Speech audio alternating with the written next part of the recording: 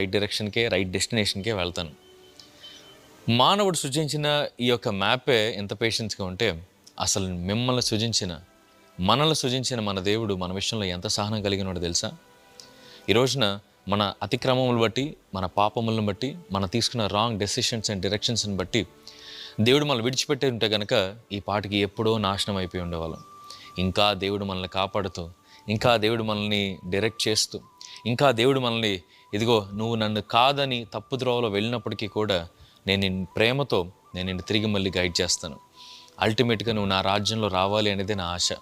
ఈ రోజున క్రైస్తవులుగా ఉండి కూడా దేవుని యొక్క మాటకు విలువ ఇవ్వని వారు అనేక మంది ఉన్నారు. దేవుని వాక్యాన్ని లక్ష్య పెట్టని వారు అనేక మంది ఉన్నారు. దేవుని ఆజ్ఞలను ఎంత మాత్రం పట్టించుకోకుండా వారి ఇష్టానుసారంగా వారు జీవిస్తున్న వారు అనేక మంది ఉన్నారు.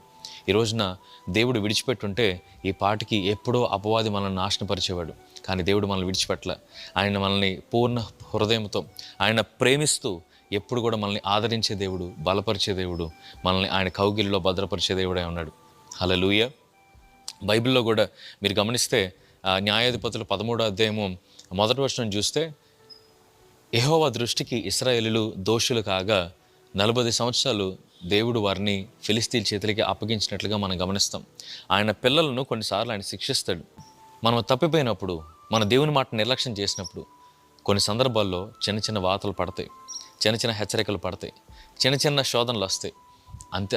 దానికి దేవుడు నన్ను విడిచిపెట్టేసాడు అనద్దు. దేవుడు ఎన్నడూ విడిచిపెట్టే దేవుడు కాదు. నేను ఏమాత్రము విడువను, ఎన్నడూ ఎడబాయను అన్నాడు. ఈ రోజున ఆయన కృపను బట్టి మనం ఉన్నాం. కొన్ని ఇబ్బందులు వచ్చినప్పటికీ కూడా ఆయన ప్రేమతో ఆయన మనల్ని దండిస్తున్నాడు, మనల్ని హెచ్చరిస్తున్నాడు అన్న విషయాన్ని గమనించి మీరు వెళ్తున్న ప్రతి తప్పుద్రోవ నుంచి సరైన మార్గంలోకి మీరు నడవాలని నేను కోరుకుంటున్నాను. God bless you.